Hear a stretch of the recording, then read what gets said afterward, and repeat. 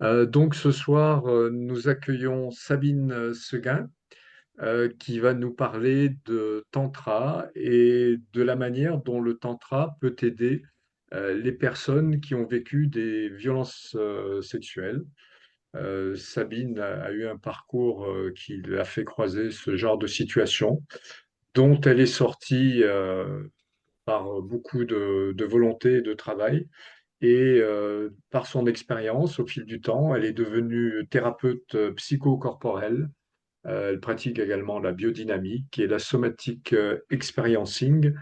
Et donc, Sabine, alors moi, le tantra, quand j'en entends parler autour de moi par des gens qui connaissent ou qui connaissent pas, l'idée générale, entre guillemets, c'est que c'est un truc sexuel.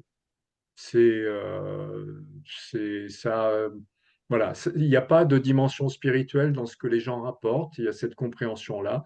Moi, personnellement, j'y connais rien. Donc, est-ce que tu peux nous éclairer sur ce que c'est exactement? Et voilà, je te laisse la parole. Alors, vous éclairer, j'espère que en fait, c'est ça le but, hein, c'est éclairer de la conscience un acte sexuel qui devient un acte de conscience, en fait, un acte en conscience pour s'élever en conscience, en fait. C'est-à-dire, c'est un véhicule, l'énergie sexuelle, qui est l'énergie de vie, la libido, euh, nous traverse naturellement, spontanément, quand on est dans un acte d'amour plein et sincère et authentique et où tout est ouvert en nous, hein, c'est-à-dire du chakra racine jusqu'au chakra coronal. Il y a comme une sorte de grand couloir qui, qui permet d'arriver au septième ciel. C'est ce que ce septième ciel, c'est le septième chakra en fait, c'est de rejoindre le tout.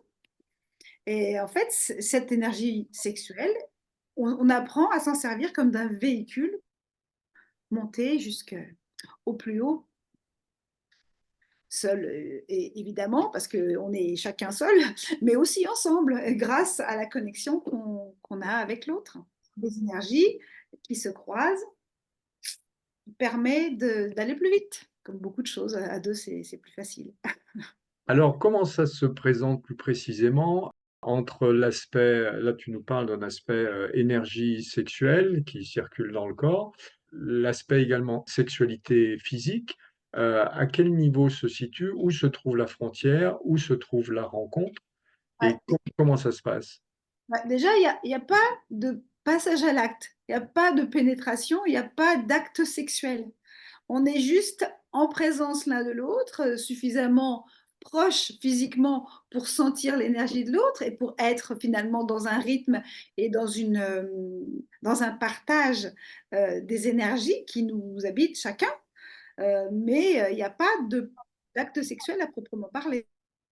On peut parfaitement se mettre face à face, euh, voilà, debout ou assis l'un contre l'autre, et juste respirer ensemble et arriver à un orgasme très très fort et très profond, sans aucun acte sexuel. C'est ça qui peut être intéressant d'ailleurs, de comprendre à quel point c'est à l'intérieur de nous que ça se passe et que ça ne dépend pas forcément de stimulation qui pourrait être seulement mécanique ou physique. C'est de l'énergétique en fait. Ça se passe dans l'énergie. Alors Thierry, tu connais toi un petit peu le tantra. Est-ce que tu aurais des précisions auxquelles je ne pense pas à demander à Sabine sur ce point-là? Et puis il y a plein d'autres points que Sabine va nous développer, bien sûr. Je peux en dire énormément de choses, en effet, hein. Euh, Quel est l'intérêt premier du tantra? C'est de remettre la sexualité sur le tapis ou sur le devant de la scène, là où une grande partie des thérapeutes ont passé leur temps à le refouler. Le thérapeute n'a pas de sexe, voilà, comme un moine qui se revêt d'une robe, etc. Et alors que le sexe est partout, toute relation est sexuelle ou sexualisée. et pouvoir l'admettre, faire avec, et une façon de la dépasser, de confronter les choses, d'atteindre en effet quelque chose qui est en dehors du monde du refoulé, qui est le monde commun. Donc l'approche tantrique est éminemment nécessaire. Une des complexités est un des points du tantra est de refuser l'attachement à la personne. Il y a une part sexuelle, mais qui n'est pas forcément par le toucher, etc.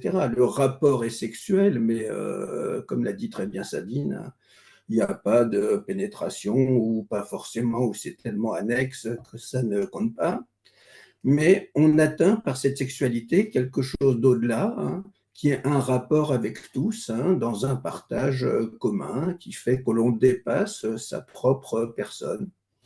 En gros, quand on fait l'amour dans le sens le plus large avec quelqu'un, on fait l'amour avec l'humanité entière. On retrouve ce qu'il peut y avoir de mieux à l'intérieur de soi. Ce qui est compliqué, c'est de ne pas s'attacher à la personne qui est là, ce qui est un des principes du tantra. On doit accéder à quelque chose de plus haut sans qu'il y ait cet attachement personnel à une personne qui sera une espèce de poison, de prison. Là est pour moi une des difficultés, parce qu'on est quand même humain.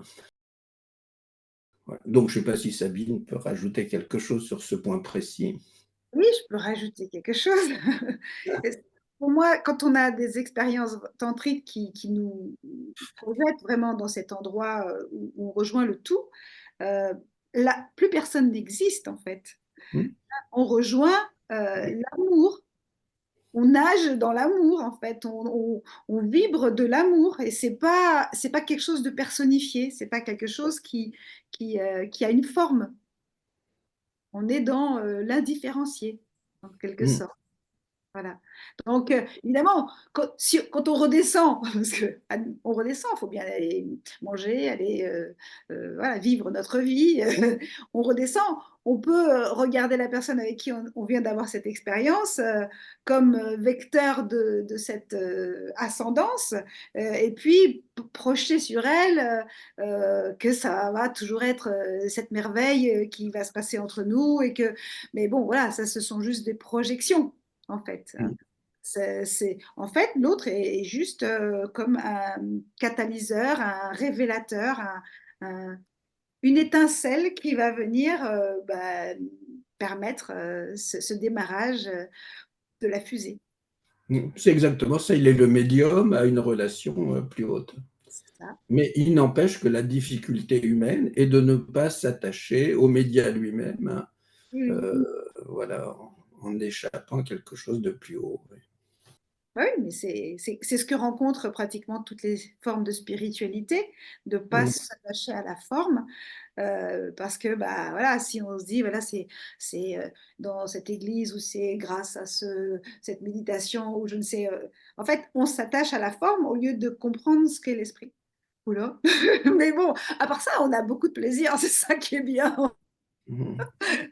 Et c'est ça qui est joyeux, en fait. C'est parce qu'en fait, c'est une spiritualité joyeuse et qui passe par le corps et qui permet de nous rendre compte que nous sommes des êtres divins, en fait, mais incarnés. Et on profite de cette incarnation. C'est-à-dire qu'on l'éprouve vraiment, profondément. Comment ça se met en place, comment ça s'intègre quand on a vécu des violences sexuelles, ce qui est, très violent et très destructeur, pour les personnes? Comment on parvient et comment on intègre, cette compréhension qu'il y a la violence du corps, mais, il y a également cette partie spirituelle qui permet de raccrocher un peu les morceaux, de ramener, ce qui a été détruit peut-être, Alors, c'est là où moi, j'ai envie de parler un petit peu de mon parcours parce que c'est ça qui a été intéressant dans mon parcours. Parce que j'ai connu le tantra en 93. 1993, hein. C'est il y a longtemps maintenant. Et en fait, j'y suis arrivée parce que j'avais vécu des violences sexuelles dans mon premier mariage et que j'étais coupée en deux. Je ne pouvais plus, je ne sentais plus rien. En fait, je ne sentais plus ma bassin, mon sexe, je sentais plus rien. J'étais, comme on appelle, frigide. Je sentais plus rien du tout. Voilà, pendant 4 ans, j'ai vécu, on va dire, ce qu'on appelle un viol conjugal. Hein. C'était le devoir conjugal, mais quand était du viol. Et voilà, il a fallu que j'ai cherché à rejoindre, parce que malheureusement ou heureusement, j'avais vécu avant mon mariage des expériences sexuelles très épanouissantes et j'avais vraiment senti spontanément cette, cette, cet orgasme total, en fait, cette expérience magique. Et donc, ayant vécu ce paradis et finalement l'ayant perdu, j'avais envie de le retrouver. Et donc, je suis arrivée au tantra, en fait, grâce à une de mes thérapeutes que j'avais, qui était à ce moment-là l'assistante de Soudir Roche. Soudir Roche, c'est un disciple d'Osho, un disciple direct d'Osho. Et donc, elle m'avait, puisque j'avais ces problématiques-là de frigidité, elle m'avait dit, bah, viens faire du tantra, tu verras, ça va peut-être aller mieux, etc. Et j'ai fait ça, en fait, avec mon compagnon de l'époque. Et parce qu'avec mon compagnon de l'époque, ben, j'étais complètement coupée en deux. Je sentais rien. Enfin, c'était très, très difficile. Et en fait, j'ai compris bien longtemps après que aussi, par notre différence d'âge, ça ramenait aussi des traumas de ma toute petite enfance qui ne s'étaient pas encore révélés à ce moment-là. Parce que moi, j'ai vécu des violences sexuelles à l'âge de 18 mois. Et donc, en fait, ça me rappelait un peu cet inceste que j'avais vécu. Donc, tout ça pour dire qu'en gros, j'étais vraiment très, très coupée. Et donc, je pouvais parfaitement avoir des orgasmes du cœur, on va dire. C'est-à-dire vraiment, j'étais très connectée en haut, mais en bas, il n'y avait plus rien. Il ne se passait rien. Et voilà, en fait, du coup, quand je suis arrivée au Tantra, j'ai compris, au moins avec d'autres qu'avec mon compagnon, j'ai compris comment ça marchait, cette circulation d'énergie. J'arrivais pas encore à débloquer tout à ce moment-là, mais j'ai compris comment ça fonctionnait et j'ai appris les bases en fait du tantra. Et les bases du tantra, c'est déjà même se tenir face à face avec quelqu'un, commencer à respirer ensemble, c'est-à-dire rentrer dans une relation où il y a du respect, de la distance, du consentement. Enfin, on réapprend le bas à bas de la relation qui précède la relation sexuelle en réalité. C'est-à-dire juste être en relation avec quelqu'un déjà. Et ça, c'est déjà beaucoup. Quand on est dans une relation où on se sent obligé d'une façon ou d'une autre, c'est pas facile de ne pas se sentir en danger, que l'autre abuse de cette situation où bah, on est quand même bien souvent on va dire, éduqué à dire oui quand on est une fille, par exemple et à ne pas remettre en question le fait que bah, quand un garçon approche et que c'est justement son compagnon ou son mari, bah, on est un peu obligé quelque part. Donc là, il y a eu toute une rééducation pour déjà apprendre bah, à sentir ce que je voulais, ce que je ne voulais pas. Cette personne-là s'approche de moi, est-ce que je dis oui, est-ce que je dis pas oui? Ben, voilà. Comment, me consulter déjà, retrouver ma liberté de pouvoir dire oui ou non.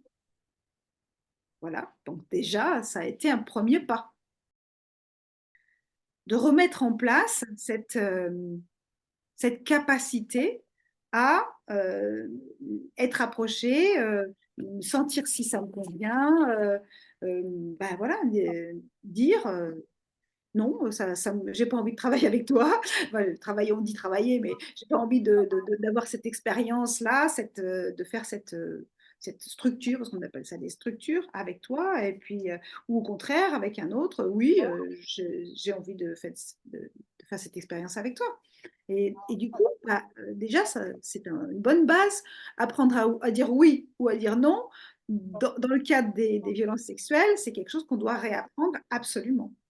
C'est la base aussi. J'ai fait des stages pendant plusieurs mois. J'ai fait toute une série de stages là à ce moment-là. Et ça ne m'a pas complètement débloqué, mais au moins j'ai pu constater qu'avec certaines personnes, ça pouvait se débloquer, celles qui étaient peut-être plus respectueuses ou qui qui portait moins dire la marque de l'obligation. Et puis, par contre, avec mon mari, c'était toujours compliqué, parce que c'était mon mari, mon second mari, donc à l'époque, c'était toujours très compliqué. Et en fait, j'avais besoin de me dissocier pour pouvoir me rapprocher de lui, quoi. Et en fait, c'est ça le problème aussi des violences sexuelles, c'est que on est dans un mécanisme de défense qui est la dissociation, où en quelque sorte on quitte son corps, on s'absente. Et donc, le tantra, c'est au contraire, il faut vraiment être dans son corps. Donc, ça vous ramène dedans. Ça nous invite à revenir dans les sensations et dans la respiration et vraiment dans le corps. Comment ça se met en place le tantra au niveau de sa découverte et quelle est son origine et En fait, c'est millénaire, hein. C'est un enseignement millénaire, hein. Bon, en Inde, enfin, dans beaucoup d'autres pays maintenant aussi, mais je crois que c'est parti de l'Inde. Enfin, si je ne m'abuse, j'ai pas révisé, mais je crois que c'est indien au départ. Thierry, peut-être tu pourras me le confirmer ou pas. Ouais. Bon, je ne sais pas si c'est intéressant là de revenir sur l'histoire du tantra lui-même, hein. Mais je reviens sur un élément qu'a dit Alain en parlant plus intimement des rapports avec sa compagne, hein, mais peu importe, hein. Au moment où il est dans cette connexion, mais comme tout le monde, hein, on est toujours dans une connexion qui dépasse l'individu qui est en face, hein. C'est une connexion, on va dire, solaire, divine, toujours, hein. L'autre personne qui est là est le révélateur à quelque chose de plus haut, qui est exactement ce qu'il y a de mieux en l'homme, qui fait que l'on échappe à l'homme lui-même et qui amène, c'est un paradoxe, à ce qu'il se reproduit en même temps. On est déjà dans la sexualité, quand elle devient orgasmique, et dans un niveau quantique obligatoirement. On est au plus humain et on échappe à l'humain pour le reproduire en même temps. Voilà, le paradoxe. Ouais. J'ai d'autres questions, je vais en avoir beaucoup, hein. La première, mais c'est une fausse question, ça va en amener plein d'autres après. Et comment tu en es venu, même si on connaît des bribes de ton histoire, à t'occuper de femmes qui ont été elles-mêmes violées, agressées, pour en faire profession, thérapie. J'aurai d'autres questions après, mais on va commencer par celle-là. C'est très simple. Moi, j'ai mis 35 ans à me récupérer complètement. 35 ans, c'est beaucoup. Donc, je me suis, au fil du temps, formée, on va dire, en même temps que je faisais un travail sur moi-même, je me suis formée pour être thérapeute parce que en fait, j'étais empêchée de faire quoi que ce soit d'autre. Au départ, j'étais comédienne, mais j'étais tellement pas à l'intérieur de moi que je pouvais éventuellement y faire venir des personnages, mais j'étais personne. Et donc, en fait, ça m'a complètement dépersonnalisé les violences sexuelles. Donc, au fur et à mesure, par exemple, le théâtre, ça m'a aidé quand même, malgré tout. Ça m'a permis de, au moins, quand j'incarnais des rôles, j'étais quand même un petit peu là, même si c'était pas complètement moi. Et puis, au fur et à mesure, quand j'ai découvert des thérapies qui me faisaient du bien, comme le massage, la thérapie biodynamique, puis la somatic experiencing, au fur et à mesure que j'ai intégré tout ça dans une formation que je donne maintenant, parce que je me suis dit, il faut que les thérapeutes sachent faire ça. Et il y a très peu de thérapeutes qui savent vraiment accompagner les personnes qui ont subi des violences sexuelles, vraiment pour les ramener dans leur corps. Les thérapies verbales, enfin, aujourd'hui, il y en a de plus en plus, hein, parce que ça se démocratise, parce qu'il y a des choses qui se sont passées. MeToo et tout ça, ça a fait quand même bouger les choses. Mais moi, au tout début, dans la thérapie verbale, on peut toujours parler sans s'étendre de ce qui nous est arrivé. Si on ne revient pas au corps, ça ne bouge pas. On peut savoir de quoi on a souffert, mais et encore, parfois on ne sait pas parce que c'est l'amnésie post-traumatique, ça nous le fait oublier. Mais voilà, ce qui permet de ramener les mémoires traumatiques, parce que pour les traiter, il faut les ramener, c'est quand même de revenir dans le corps. Et pour revenir dans le corps, rien de tel que le massage ou des mises en situation, enfin des pratiques qui permettent de venir dans le lieu du drame, dans le lieu du désastre. Pour aller les réparer, c'est comme n'importe quelle plaie. Si on a une plaie quelque part, pour pouvoir la réparer, il faut la toucher. On est un peu obligé pour la désinfecter. C'est un peu pareil pour le viol et les violences sexuelles. Ça ne veut pas dire qu'il faut toucher le sexe, mais il faut en tout cas toucher le corps. Ça, c'est clair. Mais j'ai fait aussi dans mon parcours de l'ostéopathie intra-utérine. Enfin, j'ai fait un nombre de trucs incalculables pour essayer de récupérer mon corps. Hein. Et en fait, quand on n'a pas vécu ça, on ne peut pas imaginer ce que c'est que de ne pas être dans son corps. C'est pour ça que j'en parle et que j'essaye d'en parler le maximum. J'ai monté une pièce de théâtre l'année dernière. On a fait un documentaire dessus qui va être diffusé, j'espère, à la télévision. Je donne des formations, je fais des ateliers. Là, j'en parle parce qu'en fait, tellement peu de gens comprennent, et pourtant ça touche une personne sur 5, hein, peu de gens comprennent ce que c'est que d'être privé de son corps et de sa vie. Donc les gens fonctionnent, hein, on fonctionne, mais ils ne vivent pas. Et donc, vivre, c'est rejoindre l'âme et le corps, faire se rejoindre l'âme et le corps. Et c'est aussi ça qui est génial dans le tantra, c'est que le but du jeu, c'est ça, c'est de vraiment passer par le corps pour laisser s'épanouir l'âme. J'ai bien d'autres questions à te poser, mais avant ça, est-ce que tu peux dire deux, trois éléments, deux, trois passages, deux, trois exercices, appelons ça comme on veut, qui se passent dans ta pratique pour réconcilier la personne avec son corps et au-delà de son corps, avec l'espèce humaine? Ah. En fait, pour moi, les premiers exercices, les exercices de base, ce sont les exercices qui permettent de rétablir des frontières. Et c'est un peu comme une cellule qui aurait une membrane explosée, une personne qui a été violée. Donc il faut retaper, renforcer la membrane de cette cellule. Et la personne, ce serait le noyau, hein, et la membrane, ce sont les limites de son territoire intime. Donc, une fois qu'on commence à rétablir les limites de son territoire intime, et ça, je le fais de manière symbolique, parce que le langage de l'inconscient, c'est le symbole, je le fais avec une petite cordelette que je propose de disposer à terre d'abord, et pour que la personne puisse voir qu'elle a des limites, qu'en fait, elle peut rétablir des frontières et poser ses limites, littéralement les poser par terre.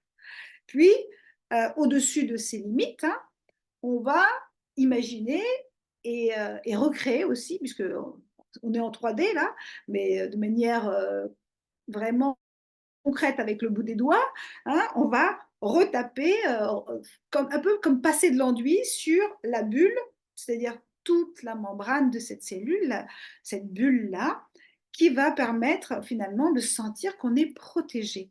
Et en fait, c'est cette protection-là qui va permettre de retrouver le contact avec l'autre, de se rapprocher à nouveau. Parce que quand il n'y en a pas de bulle, quand il n'y a pas de membrane, on est à vif. Et du coup, on ne laisse pas approcher l'autre, ou alors on le laisse complètement entrer, mais du coup, on est abandonné et on est parti. On est sorti de soi. Donc, pour pouvoir être vraiment là à l'intérieur de soi et en contact avec l'autre, il faut rétablir les frontières, comme un pays dont on aurait violé les frontières et qui serait envahi par quelqu'un. Donc, il n'est plus chez lui, voilà, la personne n'existe plus en quelque sorte. Donc ça, c'est un des premiers exercices.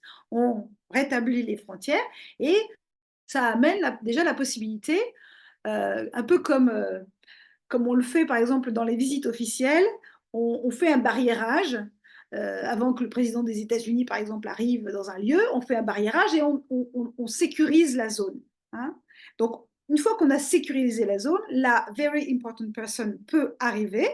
Et là, en l'occurrence, quand la sécurité est là, mais évidemment, il n'y a pas qu'un exercice, il y en a plein d'autres. Hein. Quand la zone est sécurisée, au moins, l'âme, l'esprit peut déjà penser que c'est possible de revenir. parce que c'est un territoire où personne ne peut rentrer, que elle. Donc voilà, ça c'est le premier exercice. Puis après, petit à petit, je propose à la personne de faire des exercices où elle peut me repousser, c'est-à-dire déjà donner l'expérience au corps de la personne qu'elle a la force, ici et maintenant, de repousser quelqu'un. Ça marche de manière très quantique, justement. C'est-à-dire qu'en fait, elle peut du coup sentir que autrefois, elle aurait pu, oui, donc autrefois, elle peut. Hein, c'est pas, la concordance des temps, je la fais de manière, je fais une faute en orthographe ou en grammaire française, mais en réalité, autrefois, elle peut se défendre, elle peut repousser, elle peut se protéger. C'est-à-dire qu'en fait, le fait que son corps puisse aujourd'hui repousser quelqu'un, c'est-à-dire moi, évidemment, je le fais de manière très délicate, on le fait de manière très très progressive, 2 grammes, 20 grammes, 2 kilos, puis on pousse 20 kilos, puis je pousse beaucoup plus fort, et elle se rend compte, elle réalise, donc son corps d'aujourd'hui réalise qu'il peut se défendre. Donc ça c'est le début de pouvoir dire oui à quelqu'un, de pouvoir enfin retrouver le contact en étant vraiment présente, c'est de pouvoir dire non, c'est de pouvoir repousser. Bon, ça c'est ma formation, ça n'a rien à voir avec le tantra, hein. Mais en même temps, dans le tantra, il y a quand même ce oui et ce non, et il y a une approche en général assez respectueuse. Et voilà, quand les enseignants sont délicats, et ils le sont la plupart, il y a toujours possibilité de dire oui ou de dire non. Et on peut vraiment choisir les gens avec qui on va travailler. Une question de Séverine qui dit merci de poser cette question des exercices, Thierry, parce que jusque-là, ça pouvait me donner l'impression limitée que tantra égale sexualité sans pénétration ou présence proche et orgasme. Ce n'est pas du tout l'expérience que j'avais eue du tantra, seulement 4 stances concernant vraiment le sexe sur les 99 stances existantes. Aucun des ateliers que j'ai fait en tantra ne comportait de nudité ou de sexualité d'ailleurs, même s'il en existe dédiés à cette exploration avec un cadre et des règles très strictes. En fait, là, les gens parlent de leur expérience du tantra, et il y en a autant que d'enseignants.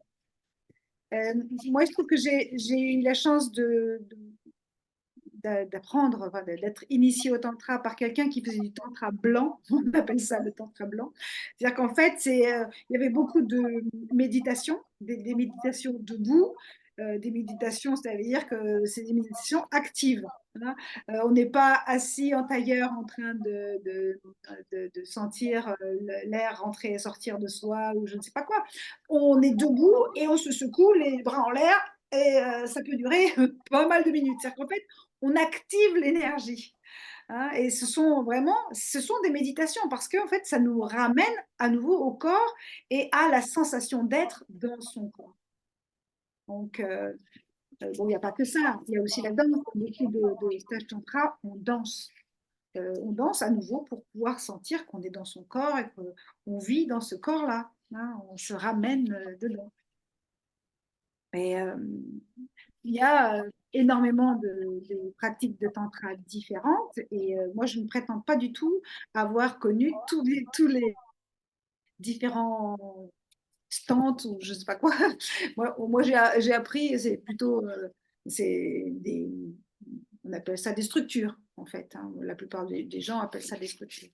C'est-à-dire, c'est une sorte d'exercice. Alors, maintenant, dans un stage de tantra, c'est divisé en plusieurs exercices. Et on va faire, par exemple, le matin, on va faire 1 ou 2 exercices, et où on va parfois faire des massages, parfois faire une rencontre avec quelqu'un juste face à face, voilà, en se regardant ou en fermant les yeux.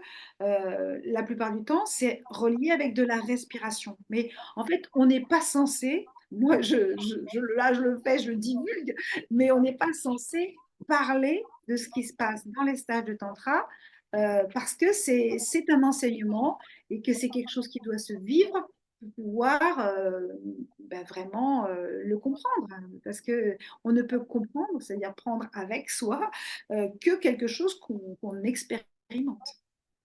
Alors, si on en parle, on le dénature de fait. Les personnes s'en font une idée. Est-ce que ça peut être une difficulté limitante de l'exercice que tu expliquais tout à l'heure, où petit à petit, on crée une limite et puis on essaie de lutter contre cette limite? Est-ce que pour certaines personnes, ça peut être excessivement compliqué quand il y a vraiment eu des agressions qui est accompagnées de violences, de choses comme ça? Est-ce que tu as des situations comme ça? En fait, tout doit se faire dans une extrême délicatesse.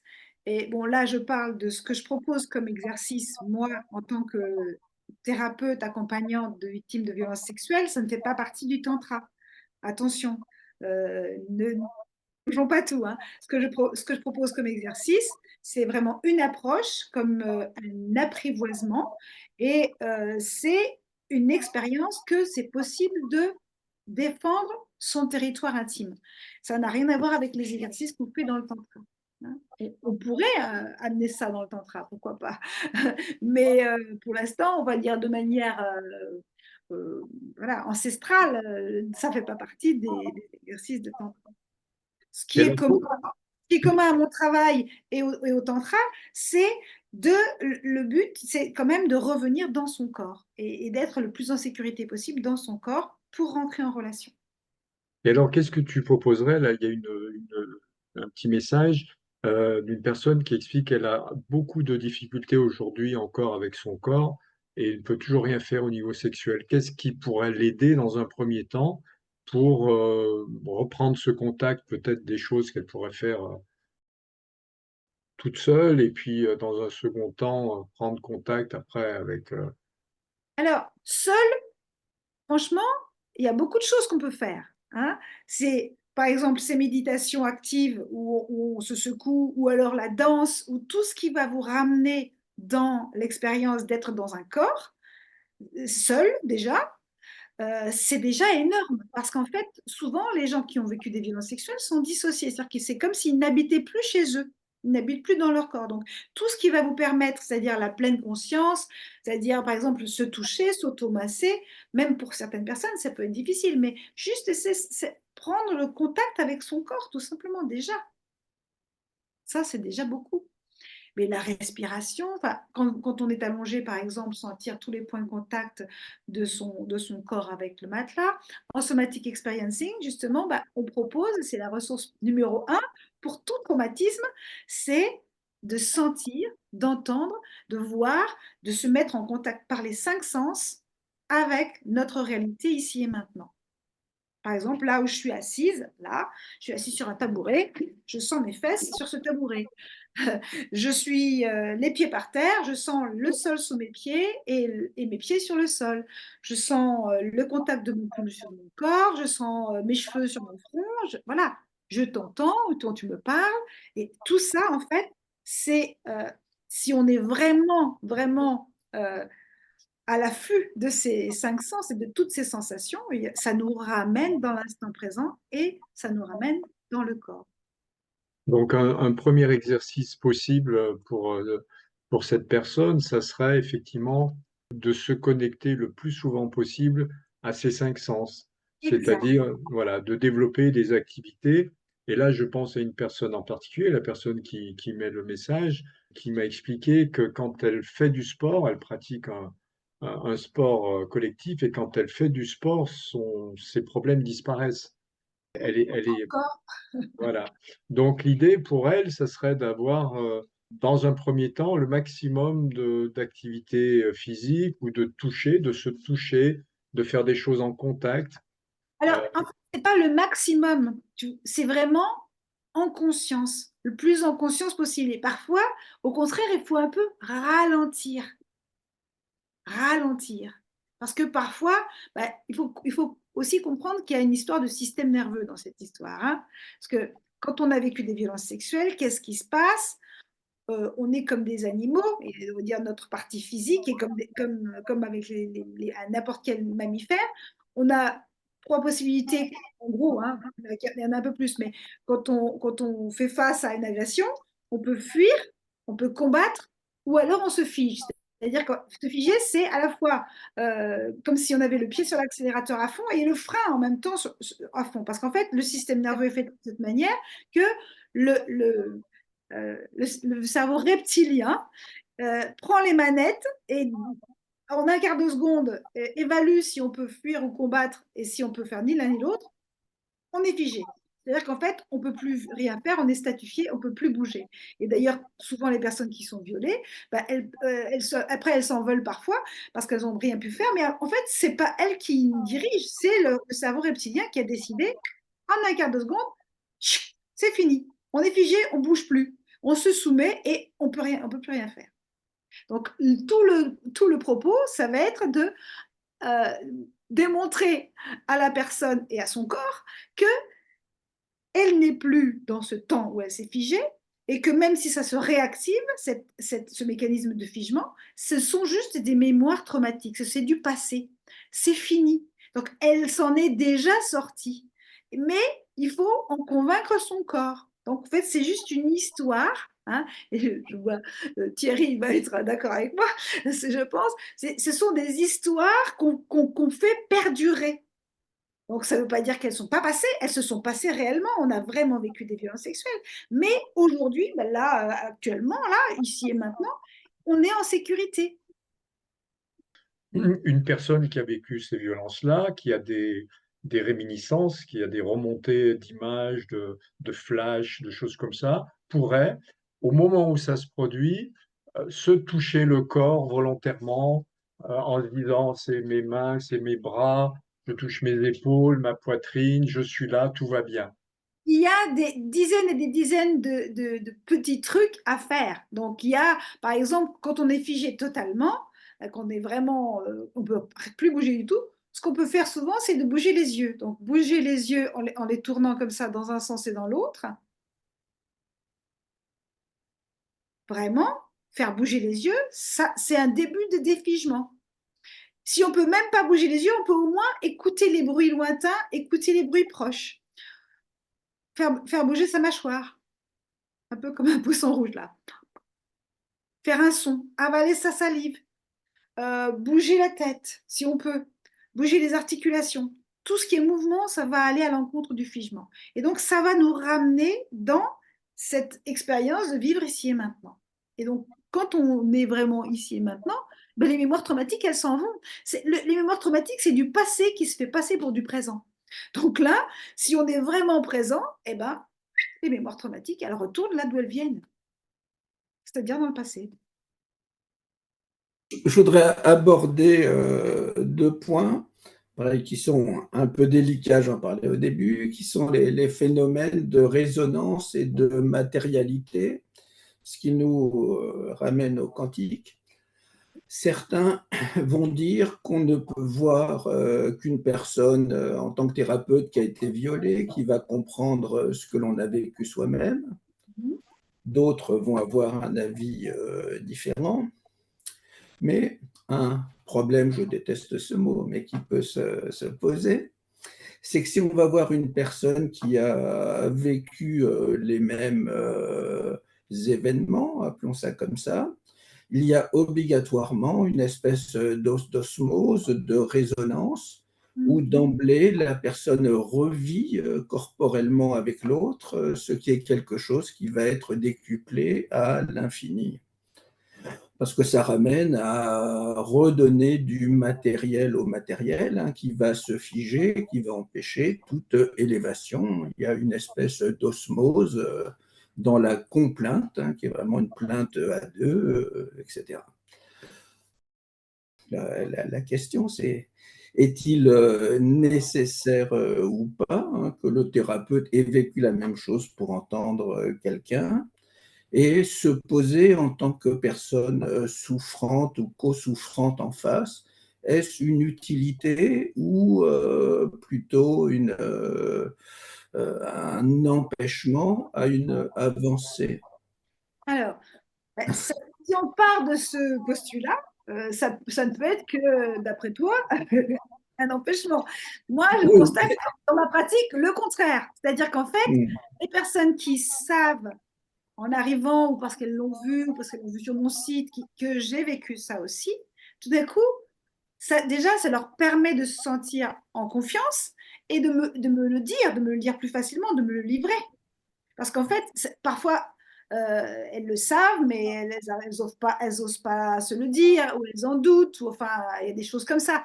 Donc, si au moins on est en face d'une personne à qui c'est arrivé, bah, au moins, quelque part, on est entre nous. Donc, ces histoires de résonance, soit, mais bon, on raisonne avec tout et n'importe quoi. Je veux dire, les personnes qui viennent vers moi parce que ça leur est arrivé ou parce qu'elles sentent quelque part, même si elles ne le savent pas, que ça m'est arrivé, ça les aide. Moi, elles me le disent régulièrement, les gens me le disent, que ça les aide.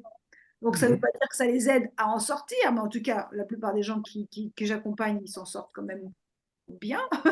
Mais ça aide aussi de voir une personne qui s'en est sortie. C'est comme une sorte de publicité vivante. C'est-à-dire que oui, effectivement, bah, on peut s'en sortir.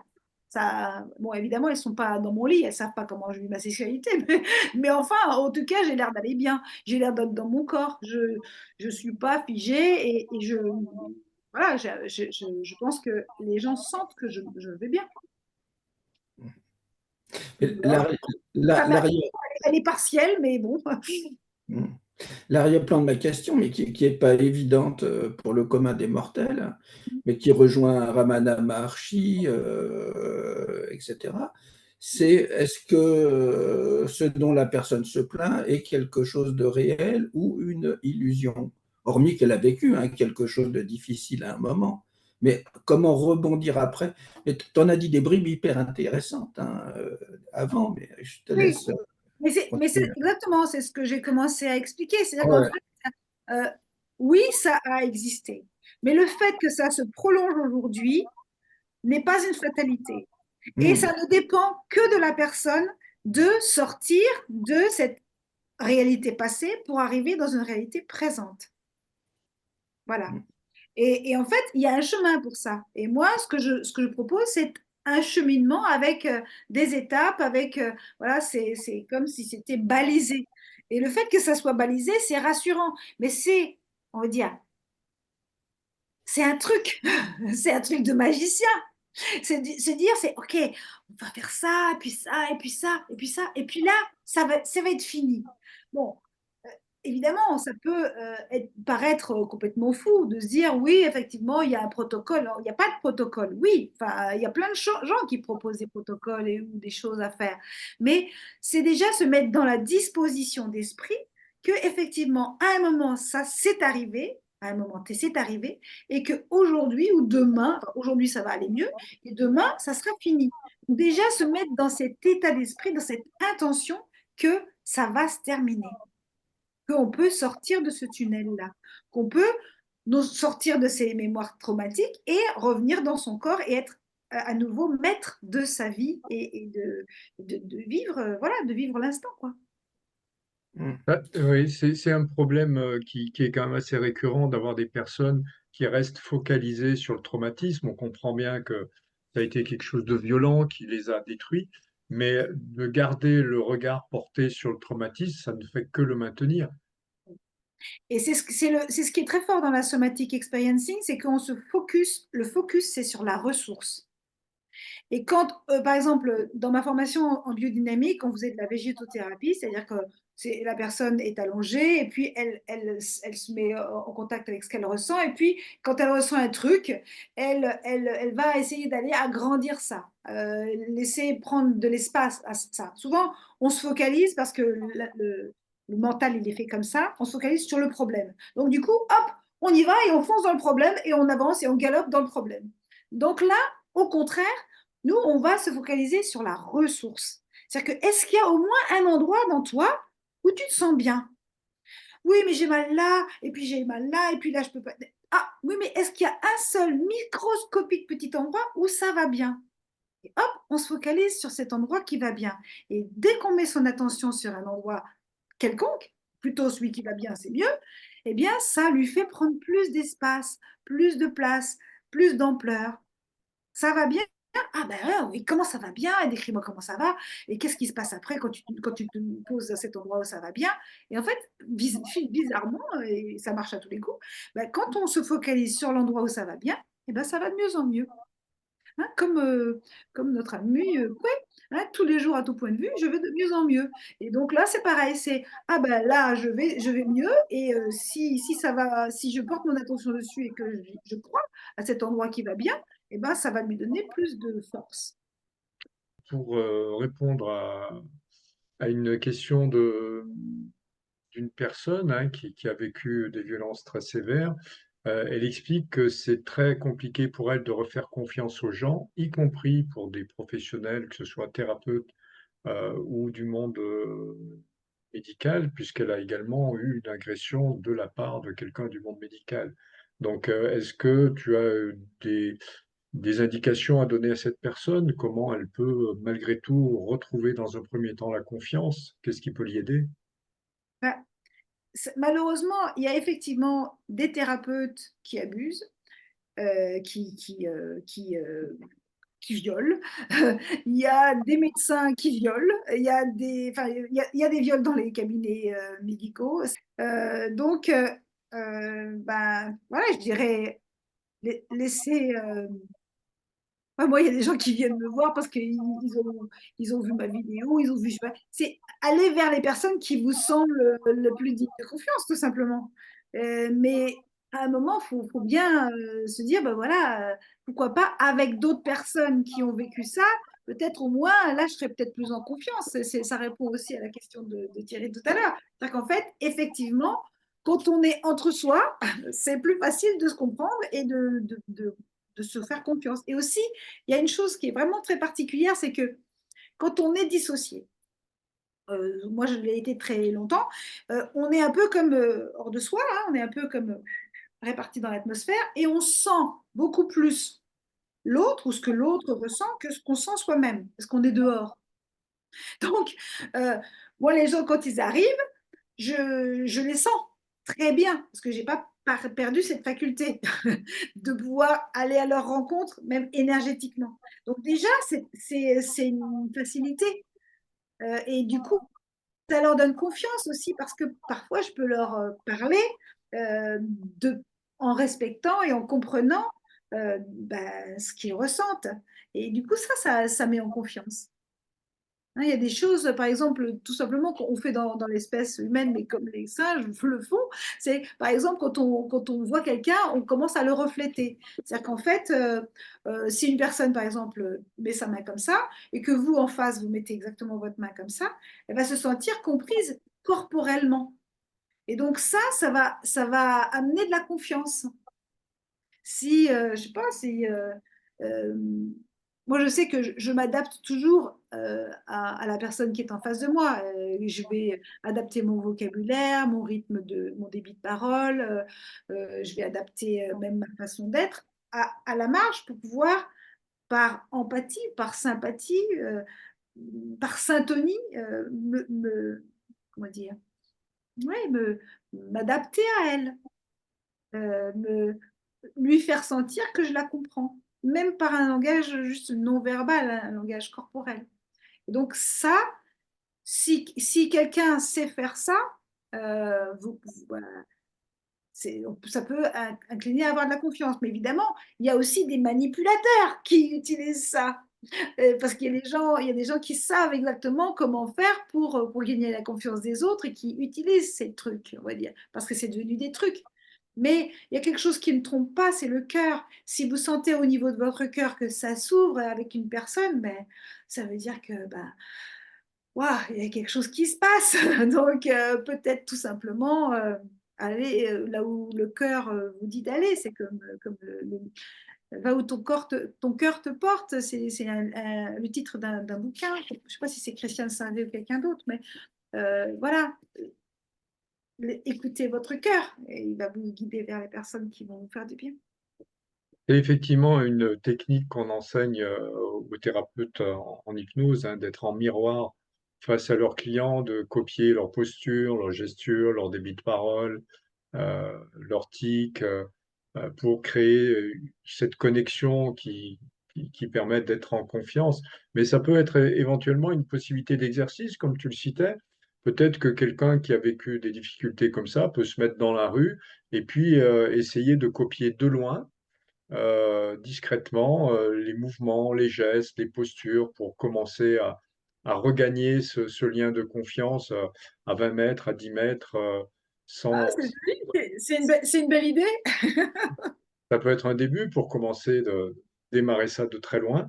Et puis petit à petit, ça va en même temps permettre à la personne d'activer ses cinq sens, hein, de rentrer dans son corps, parce que si l'autre bouge le bras, par exemple, qu'elle bouge la main, elle tourne la tête, elle va tourner la tête, ça oblige à être en soi pour activer ça.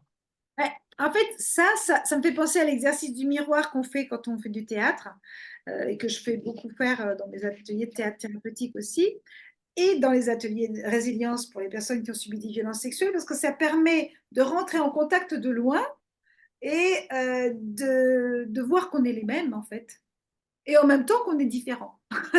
Donc, c'est un exercice absolument magique et très riche, très puissant. Et surtout, c'est complètement sécurisé, puisqu'il y a une très grande distance avec Oui, l'autre personne qui n'est même pas au courant qu'on essaye d'imiter ses gestes, ses mimiques. oui, Donc, c'est tout à fait sécure. oui, oui, là pour l'exercice que tu proposes, oui, on peut même le faire avec son écran de télé et puis imiter quelqu'un qui est sur son écran, enfin, dans un film. L'imitation, c'est la base de l'éducation et c'est aussi la base de la relation. Ça commence par ça. Est-ce qu'on Je peut éventuellement. Oui, pardon, vas-y Thierry. Je veux revenir sur une chose que tu disais au début. Tu amenais les gens à retrouver leur capacité de dire non. Au-delà de ça, mais parce que tu es plus fine que ces mots eux-mêmes, hein, l'intérêt, c'est d'amener les gens à retrouver leur capacité à dire oui. Ah, bien sûr. Mais, mais- mais c'est bien que ce soit dit, quoi. Si j'ai oublié de le dire, je suis désolée. Mais effectivement, on apprend à dire non pour pouvoir dire oui. Parce qu'il n'y a mais pas de vrai oui sans la possibilité de dire non. Mm. Oui, non, j'ai bien compris, mais c'est intéressant que ce soit dit. L'autre chose, c'est comment tu te situes par rapport à un mot, moi, que j'aborde, mais qui est le mot victime. Est-ce que tu considères la personne comme une victime ou ton travail est de la faire sortir justement de ce Alors, statut de victime pour retrouver une identité bien plus forte? la difficulté pour la plupart des personnes, c'est d'entrer dans le rôle de victime. Et Mm. on ne peut en sortir que si on y est entré. Donc, pour moi, c'est aussi une base, c'est le premier pas, c'est de se reconnaître victime pour pouvoir enfin sortir du rôle de victime, comme tu dis. D'accord. Hein. C'est-à-dire qu'en Mm. fait, si tu ne te reconnais pas victime, c'est-à-dire qu'en fait, la plupart du temps, les personnes qui ont été victimes se sentent coupables. Ça aussi, c'est quelque chose que peu de gens savent. Mm. Les gens qui ont été victimes se sentent coupables. Et ils ne se sentent pas seulement coupables de ça, mais ils se sentent coupables de tout. Il y a une culpabilité qui passe, hop, c'est pour moi. Je suis coupable de tout quand j'ai été victime.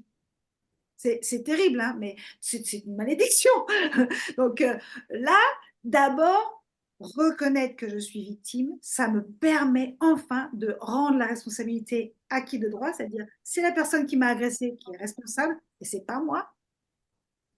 Surtout quand ça arrive quand on est petit, hein, par exemple. Hein. Là, c'est genre, le mec, il a 30 ans et moi, j'ai 18 mois. Bah, non, c'est pas ma faute, quoi. J'ai rien fait pour qu'il fasse ça. Rien.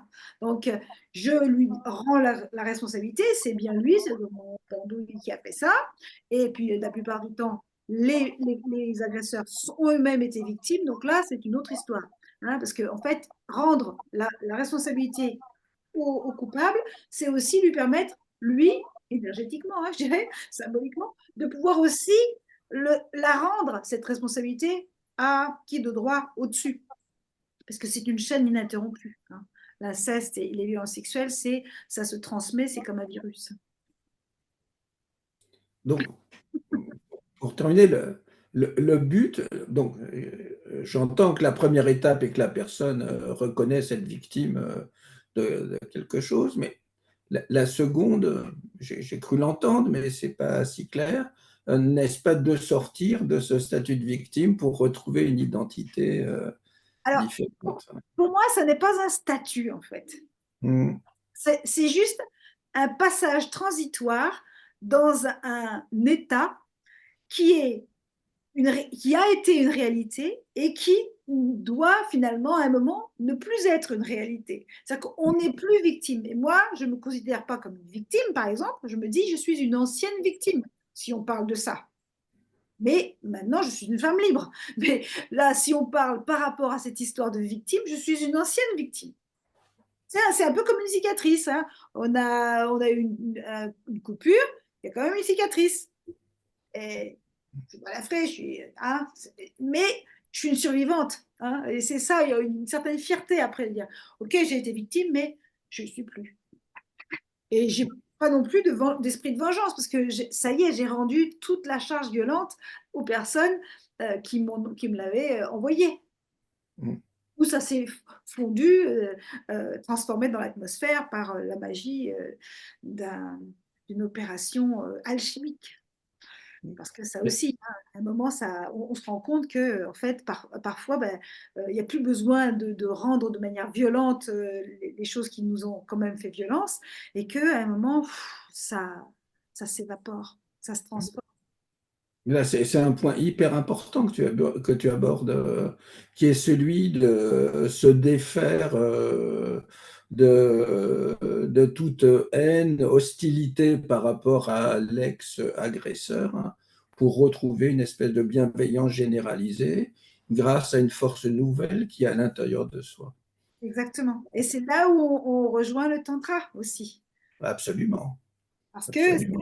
en fait, on se rend compte que dans ce tout, hein, tout le monde y est. Enfin, on est tous reliés, on est tous unis dans cet endroit-là. Et dans chaque agresseur, il y a pratiquement toujours une partie de la personne qui est victime. Et cette personne victime, eh bien, elle a aussi droit on va dire, je cherche un mot qui soit pas trop religieux. La rédemption, j'allais dire, mais oui, elle a droit à cette transformation. Et je pense que c'est comme ça qu'on s'en sortira collectivement de ces problématiques de violence sexuelle. C'est quand on arrêtera de séparer les mauvais d'un côté, les bons de l'autre, les coupables, les victimes. Non, en réalité, on est tous ensemble dans un mouvement d'aller vers plus de conscience qu'on est un et que c'est pas la peine de s'agresser mutuellement parce qu'en réalité on est unis dans le plus dans le plus haut des sentiments qui est l'amour. Alors, c'est intéressant, j'aimerais rebondir un petit peu sur ce moment-là. Mhm. Alors peut-être que ça va faire grincer des dents, ce que je veux dire, mais je voudrais simplement rapporter des témoignages que j'ai eus à plusieurs reprises lors de certaines séances de personnes qui avaient vécu des agressions sexuelles ou même des agressions tout court, hein, qui n'étaient pas sexuelles. Et là, on rentre dans ce qu'on nomme un peu le karma, le karmique. Et quand les personnes rentrent dans ces informations qui leur reviennent d'histoires passées, de, entre guillemets, d'autres vies, de choses comme ça, elles se rendent compte qu'il y a une espèce de cycle où dans cette vie-là, elles ont subi, mais dans la vie précédente qui est remontée, ben, c'est elle qui avait fait quelque chose de pas bien à l'autre personne, qui curieusement est la même personne, mais qui occupe une position différente. Et il arrive parfois que de cycle en cycle, on remonte sur plusieurs moments où c'était alternativement l'un et l'autre. Et ça permet aux personnes de comprendre, en tout cas c'est ce qu'elles me décrivent, que bah, finalement il y avait surtout quelque chose à comprendre de la relation et que la manière d'agir était pas que un était vraiment le mauvais et l'autre le gentil, mais que c'est cette relation qui était compliquée et qui se terminait de cette façon-là. Et ça remettait un cadre complètement différent à ce qu'avaient subi les personnes et une compréhension complètement différente. Ça rejoint ce que tu viens d'expliquer. Moi, je ne vais pas jusqu'au karma, en fait. Je travaille beaucoup avec le transgénérationnel, je fais beaucoup de constellations familiales parce que on le sait, et d'ailleurs ça a été prouvé dans des laboratoires, que dans notre ADN, on porte les mémoires traumatiques de nos ancêtres. Et on peut aller, de la même façon qu'on peut le faire en thérapie pour soi, on peut aller dans un dispositif qu'on appelle les constellations familiales, bah, euh, réparer les relations entre nos ancêtres. Et ça vraiment, ça aide la personne qui finalement, en bout de chaîne, a reçu ces mémoires. Et moi, je ne vais pas jusqu'au karmique. J'ai vu des personnes qui, parce qu'ils avaient voilà, eu ces explications karmiques, tout d'un coup, ben, en fait, c'est comme si c'était ben, c'est karmique, donc ben, ils ne pouvaient pas le régler quelque part. Où il disait, enfin, c'est comme si bah, ça sera dans une autre vie, quoi. On réglera ça dans une... Non, on peut le régler maintenant, quoi. Alors, ce que enfin, comme tu présentes le karma, moi, ce que j'explique, c'est ce que les personnes retrouvent comme information.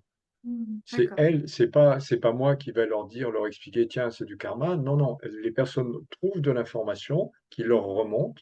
Et cette information-là leur explique, eh ben, la fois d'avant, c'était moi qui avais été pas cool, et la fois encore d'avant, ben, c'était l'autre, et puis encore avant, c'était encore moi. Donc ça rejoint ce que tu expliques au niveau de l'ADN et des mémoires. Les personnes accèdent à ces mémoires-là. Moi, je l'ai expliqué par le mot karma qui est peut-être pas adapté, mais il n'y a pas de notion de tu es obligé de vivre ça.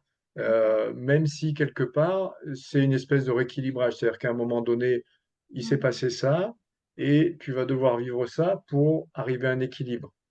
C'est Je un petit peu comprends. ça. Sauf que ben, dans une vie, tu as vécu ça, mais au lieu de revenir à l'équilibre, tu vas faire le contraire et ainsi de suite. Donc il y a un moment, il faut trouver cet équilibre dont tu parles.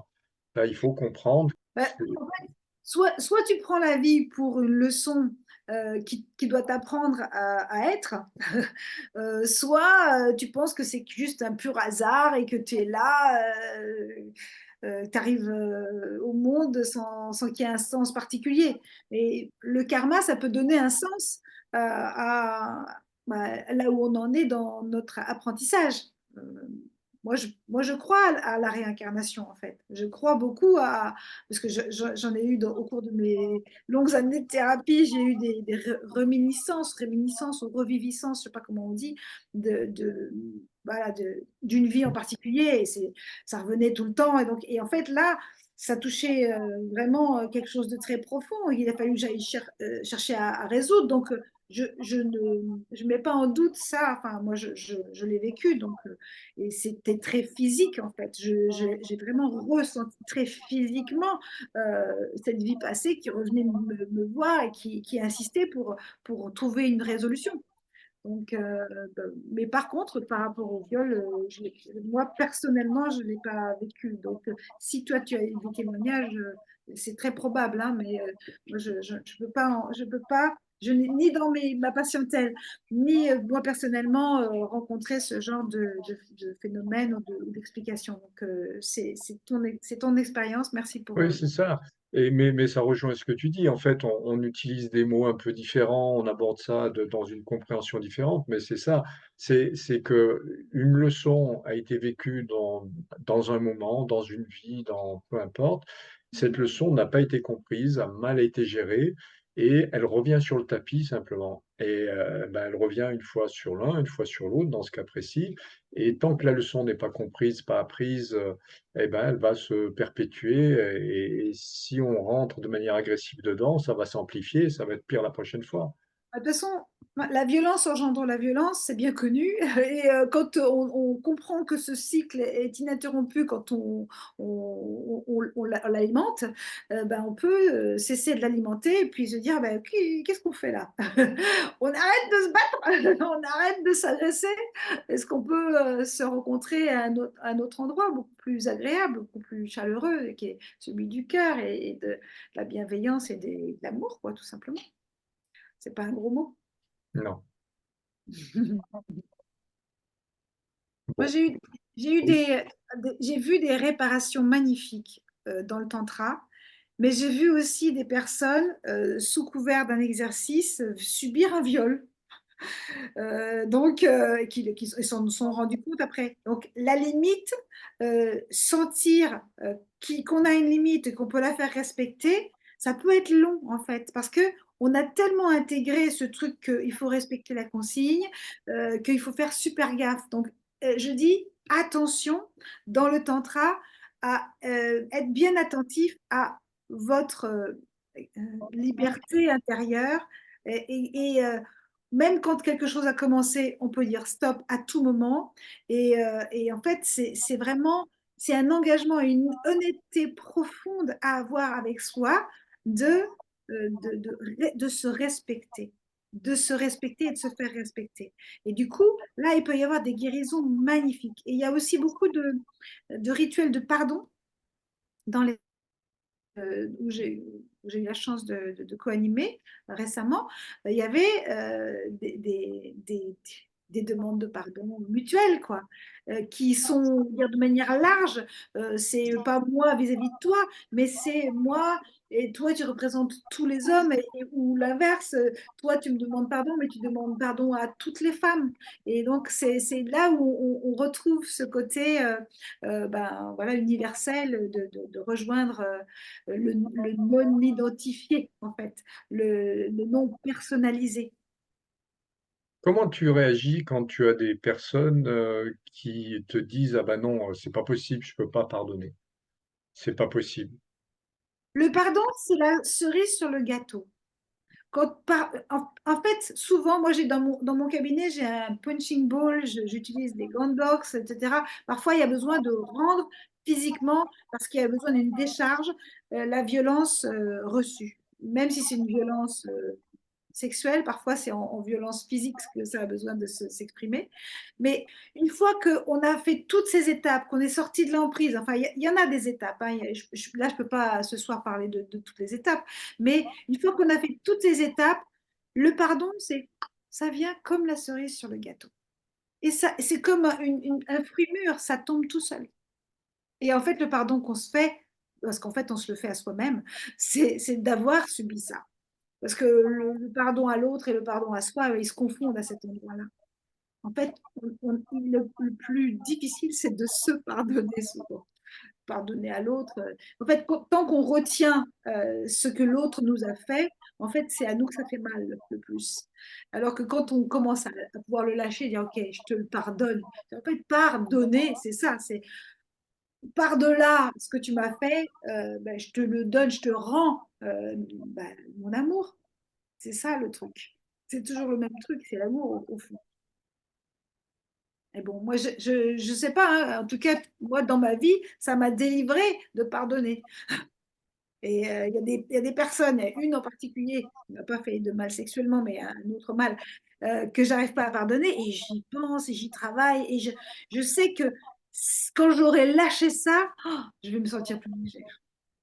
Alors là, on a une personne, bah, toujours la même, hein, qui nous dit: «Non, c'est impossible, je peux pas pardonner et encore moins à mon père».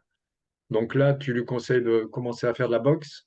Non, je conseille de séparer le père de ce qu'il a fait, l'acte de la personne, et de voir dans le père, dans cette personne, bah, un être qui est, comme nous tous, infiniment aimable par essence, comme par exemple quand il arrive au monde, qu'un tout petit bébé, avant qu'il ait fait quoi que ce soit, il est infiniment aimable. Ben, c'est ça, c'est un peu comme notre noyau sain. C'est la part de nous, et donc là de son père, qui est parfaite, qui est divine.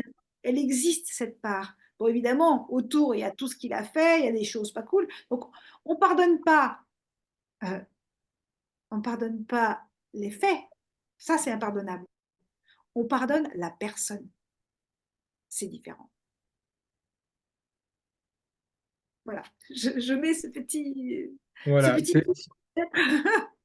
c'est comme, si, une personne fait quelque chose, la différence, c'est si on vient dire à cette personne: «Tu es stupide» ou si on vient lui dire: «Ce que tu fais est stupide».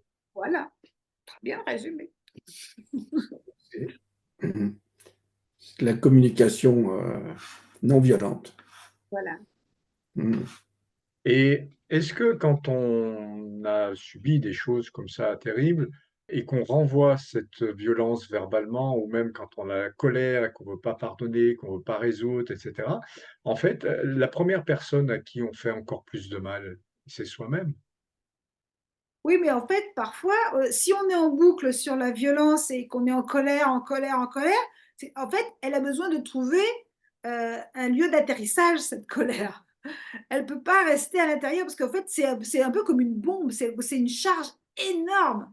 Moi, à un moment de mon processus, j'avais l'impression d'avoir une bombe atomique à l'intérieur de moi. Et on peut pas ni la faire éclater en soi, parce que bah, voilà, moi j'ai tenté de me suicider quand j'avais 23, 24 ans. Il faut en faire quelque chose de cette charge. Soit on la retourne contre soi, on se fait mal. Et il y a beaucoup de gens qui se font beaucoup de mal de plein de manières différentes, y compris avec des maladies, enfin, des comportements à haut risque, enfin, des tentatives de suicide, toutes sortes de crimes contre soi à petit feu ou très brutalement. Mais cette charge, il va falloir la déposer quelque part. Il faut en faire quelque chose. Donc, en somatic experiencing, on peut, avec l'imagination, rendre toutes les violences possibles et imaginables, mais on le fait en imagination et à partir des mouvements de combat qu'on peut retrouver et redéployer pour devenir vainqueur de ce traumatisme. Mais voilà, moi je propose les grandes box parfois parce qu'il y a besoin juste de décharger et puis ça fait du bien, quoi. Hein, oui, parfois, il y a beaucoup de gens qui courent, qui font des sports violents pour décharger. Mais le risque, c'est d'être toujours et encore dans la décharge, et d'être coincé dans la décharge. Il faut aller au bout de cette décharge et rentrer dans l'intégration et pour revenir à l'homéostasie, c'est-à-dire à l'équilibre. L'équilibre, c'est bon, c'est juste être là. J'ai une collègue qui propose un exercice qui demande à ses patients d'écrire tous les jours une lettre à la personne en lui déballant tout le fond de sa colère, de sa pensée, et de tous les jours recommencer cette lettre et lui dire encore. Et il y a plein de détails qui remontent petit à petit, tous les jours, tous les jours, tous les jours, écrire cette lettre. Excellent, c'est un excellent. Moi, j'ai aussi un autre protocole comme ça par des lettres, mais c'est l'écriture, c'est un excellent transfert d'énergie. Et voilà, jusqu'à ce qu'il n'y en ait plus, hein, on peut le faire. C'est super. Vive l'écriture, vive le théâtre, vive la danse, vive le sport. Enfin, j'ai fait de l'escrime thérapeutique il y a tellement de possibilités protégés, hein. Et puis, il y a des maîtres d'armes qui sont là pour veiller. Mais en fait, il y a une énergie meurtrière. Et c'est ça qu'il faut comprendre, c'est qu'avec les violences sexuelles, il y a une énergie meurtrière. Donc, soit elle se retourne contre soi, soit elle se retourne contre quelqu'un d'autre, mais il faut savoir l'identifier, la repérer et en faire quelque chose. Donc, ce que moi, pour revenir au tantra, ce que j'aime dans le tantra, c'est que ça permet de faire une sorte de transmutation de cette énergie. C'est-à-dire qu'en fait, si on revient en paix dans une relation saine avec quelqu'un, en étant vraiment en contact avec sa propre belle énergie, hein, c'est une énergie qui va pouvoir monter et se transmuter, en fait, en quelque sorte. Ça opère comme un nettoyage au passage. Alors, je repense à une chose qui serait possible, parce qu'en fait, je reprends l'idée que tu exprimais, qu'il faut ramener la dissociation, enfin, il faut couper la dissociation, ramener cette énergie dans le corps. Et un moyen, effectivement, soit le punching ball, tu disais, l'escrime, mais ça peut être aussi de prendre une hache et puis de couper un arbre en pensant aux personnes qui nous ont fait du mal, ou une masse et casser des pierres en pensant à renvoyer cette énergie qui tourne en nous pour l'évacuer, finalement. Mais toujours en conscience et avec quelqu'un, pas à la sauvage, n'importe comment, parce que quelquefois, bah, on essaye de se réparer, mais en fait, on se redissocie. Parce que bah, parfois, voilà, la violence, elle peut amener à la dissociation. On est à nouveau dans un système nerveux qui a ses règles, il faut les connaître. Pour ceux qui ne l'ont pas vu, j'ai mis une petite vidéo sur hypnose quantique où tu es en petite danseuse qui se Ah, déchaîne à un moment. Donc, ceux qui ne l'ont pas vu, je vais d'accord. la conseiller. C'est La petite, rabaissé. la petite danseuse, tu veux dire la vidéo qui est sur mon site? Oui, tout à fait, je l'ai prise là.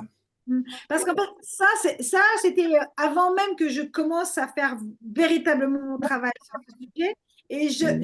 par la danse, j'ai pu exprimer l'enfermement, la difficulté relationnelle, la façon dont je me suis débattue. Et puis finalement, voilà, au moins j'ai retrouvé mon corps. Et ça, c'était à la fin de ma formation en psychologie biodynamique.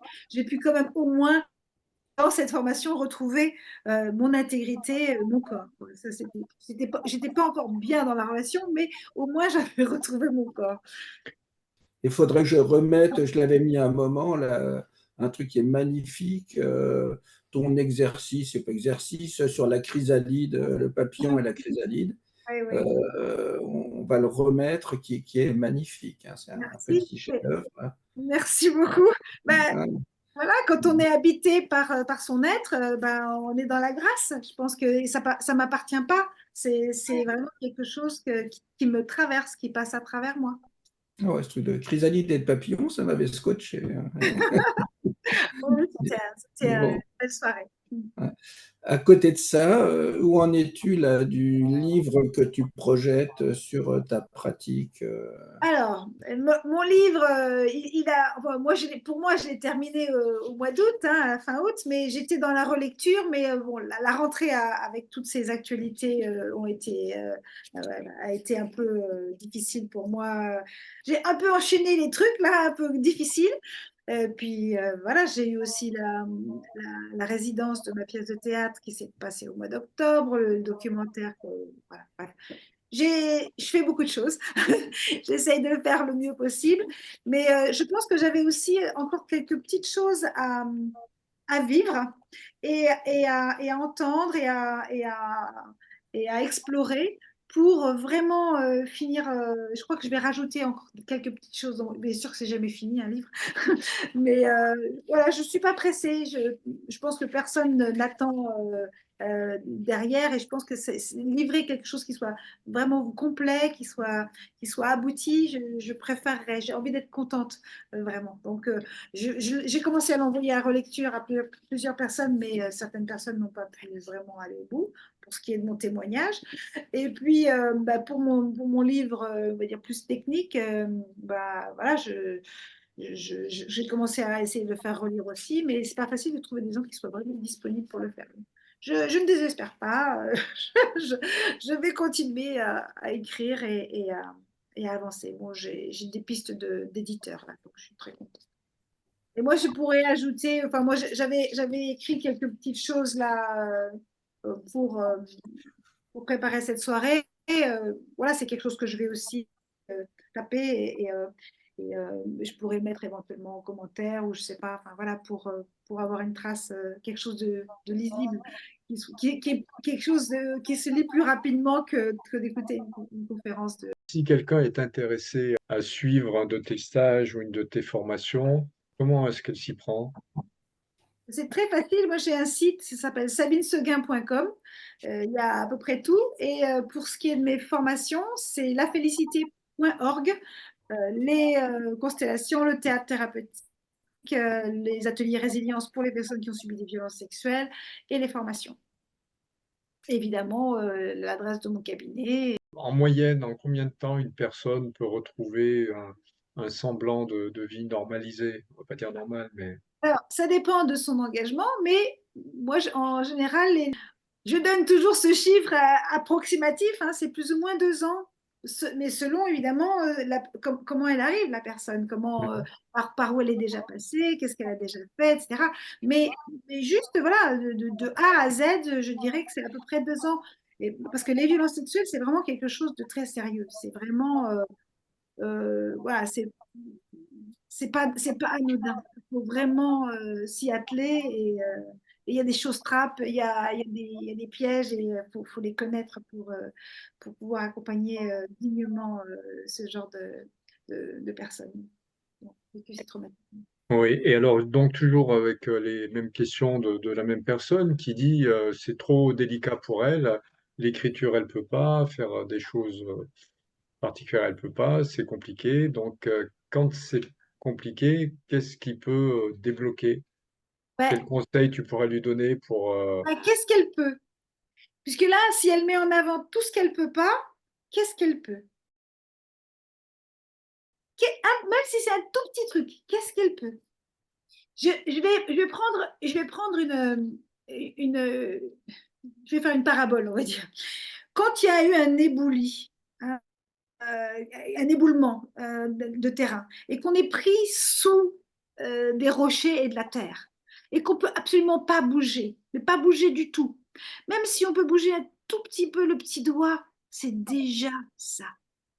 Retrouver un tout petit peu de mouvement, un tout petit peu. Voilà. Et puis après, peut-être que c'est l'autre doigt qui va pouvoir se dégager. Ah, on peut dégager deux doigts, super. Et ben, c'est ces premiers pas, ces premiers mouvements-là qui comptent. Le tout petit truc qu'on peut. Bon, alors on lui demande, c'est quoi le tout petit truc que tu peux faire? Pas ce que tu peux pas, mais ce que tu peux. Oui. Qu'est-ce qu'elle dit? Bon, je ne vois pas le chat. Attends, j'ai viré. Le sport, est-ce que le sport, c'est déjà ça? Oui, le sport, c'est bien. Ben, c'est très bien, c'est ce qu'on a Oui. dit tout à l'heure. Le Mais sport, c'est... oui, en plus, elle adore le foot, elle joue au foot, elle adore le foot. Voilà. Ben, imagine que le ballon, c'est la tête du mec qui t'a violé, puis c'est tout. Et ça Mais- va, tu vas être fort en foot, et puis ça va te défouler. Elle me dit qu'elle est forte en foot, donc est-ce que tu comprends maintenant si chaque fois que tu tapes dans le ballon, c'est la tête du mec qui t'a fait du mal? L'un après l'autre, parce qu'il y en a eu plusieurs. Ah, l'un après l'autre, voilà. Et ça va te décharger déjà. Puis ça va avoir un côté un peu, voilà, euh, ça va augmenter tes forces, je pense. Elle peut le faire. Mais oui, elle peut le faire, mais il faut qu'elle le confirme. Parfois, il y a juste besoin que quelqu'un dise à l'autre, tu peux le faire. Juste qu'une personne te dise, tu peux le faire. En fait, c'est possible. Et ça, Allez, c'est déjà, oh, ça ouvre le champ. allez, on va lui le dire tous les deux, là, en même temps à trois. Un, deux, trois. Tu Tu peux le peux le faire. faire. Très bien. Super. Et alors elle me dit, ça change rien, c'est que le dimanche, mais on s'en fout. Que- Mais que- il y aura toujours des mais. Avec certaines personnes, il y a toujours des mais. Quand elle sera prête, elle va trouver la personne qu'il lui faut. Elle va trouver les moyens qu'il lui faut. Tant qu'il n'y a que des non et que des mais, ben, on ne peut rien faire. Mais là, elle est là ce soir. Donc, si elle est là ce soir, je me dis, ah ah, ça veut dire que quand même, ça l'intéresse de changer quelque chose. Parce qu'en fait, il faut changer un truc. Hein, je crois que c'est bon, peu importe. Il y a quelqu'un qui est un grand scientifique, Einstein, ça y est, ça me revient. C'est Einstein qui dit, on ne peut pas imaginer qu'en faisant toujours la même expérience, on va obtenir un résultat différent. Donc, il faut changer un petit peu quelque chose dans cette expérience. Si tu changes un petit paramètre de cette expérience, ben, ça peut changer et du coup, tu peux trouver un résultat complètement différent. Mais Mais moi, j'ai l'impression qu'elle s'empêche de vouloir aller mieux. Parce qu'il y a toujours, je peux pas, c'est pas possible, c'est impossible, non, pas ça. Il y a un moment, il faut se dire, bah, je le fais, le foot, elle le fait. Donc, les matchs, c'est peut-être le dimanche, mais tu peux prendre un ballon et aller jouer toute seule sur un terrain n'importe quand. Et taper dans le ballon en disant, ah, tiens, prends ça, tiens, c'est pour un tel, tiens, c'est pour lui. Ça, c'est possible, c'est simple. Mais en fait, on ne peut pas donner des solutions aux gens. C'est pas notre métier.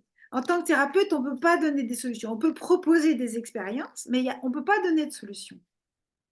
Et en fait, il faut pas tout vouloir régler d'un coup. Il faut commencer par étapes, petit à petit. Voilà, c'est ça.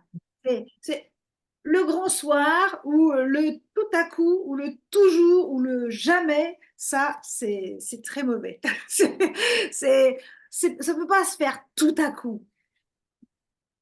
En général, on a vécu ça depuis très longtemps et c'est très difficile, mais peut-être qu'avec l'hypnose quantique, on y arrive, mais c'est très difficile de lâcher tout d'un coup et que ça reste comme ça, lâché d'un coup. C'est-à-dire, non, et ça s'est construit, ça s'est stratifié, ça s'est solidifié à l'intérieur de la personne. Donc, il y a besoin, c'est un peu comme, voilà, on va, comme un sac de nœuds, là, on va petit à petit défaire, mettre un peu d'air, tirer, et puis les nœuds vont se défaire, et puis on s'en apercevra qu'en fait, ben, il n'y a plus de nœuds. Tu vois? Il ne faut pas lutter contre les résistances. Tu les renforces quand tu luttes contre une résistance. Si elle résiste, lâche. Et voilà, on verra bien. On verra après cette soirée. Il y a quelque chose qui va peut-être se décanter, quelque chose dans son rêve qui va arriver, ou demain, elle va rencontrer quelqu'un. Et puis, j'en sais rien. Donc, en fait, on a, à mon avis, pas tout à fait assez parlé du tantra, mais c'est pas grave. Je pense qu'on en a quand même pas mal parlé au début.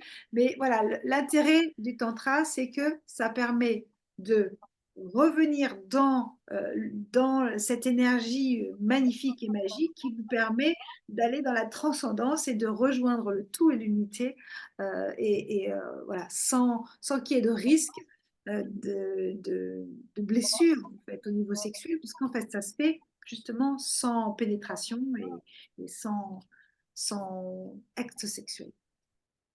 Quoi dire, hein, sinon, mon contentement d'être tous ensemble et d'entendre Sabine. J'ai rien d'autre à rajouter. Donc. Voilà, le contentement, c'est vraiment une clé. C'est un mot magnifique. Hein.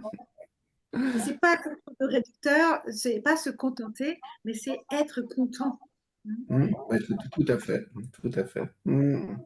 C'est commencer aussi à trouver de la satisfaction dans les plus petites choses du quotidien, petit Exactement, morceau par morceau, petit à petit à petit, petit jour bonheur. après jour, voilà, c'est ça. C'est profiter d'un rayon de soleil, profiter d'un chant d'oiseau, Chaque instant, de, de l'herbe qui reverdit. là, chaque instant qui est là, cet instant-là, il est magnifique. On va terminer cette conférence. Donc, merci infiniment, Sabine. Donc, Merci Anna. vous pouvez retrouver donc Sabine sur ses sites internet. Je mettrai les liens en description. Et puis, continuer l'aventure si ça vous tente. Merci. Voilà. Merci. Oui, merci. Voilà, je vois que Céline, mais qui représente tous les participants à cette soirée. Mais vraiment, merci à vous tous, ceux qui sont invisibles derrière, mais qui sont là. Et voilà, je vous remercie beaucoup d'avoir été avec nous. Et voilà, on est un seul, en fait. On est une seule personne, en réalité. L'illusion, c'est la séparation. Bonne soirée à tout le monde et à bientôt. Au Au revoir. revoir. En fait, quand j'ai travaillé avec Stop aux violences sexuelles, on était une équipe, par exemple, dans les ateliers d'escrime, on était une équipe de 5 ou 6 personnes, autour de 8 à 10 personnes.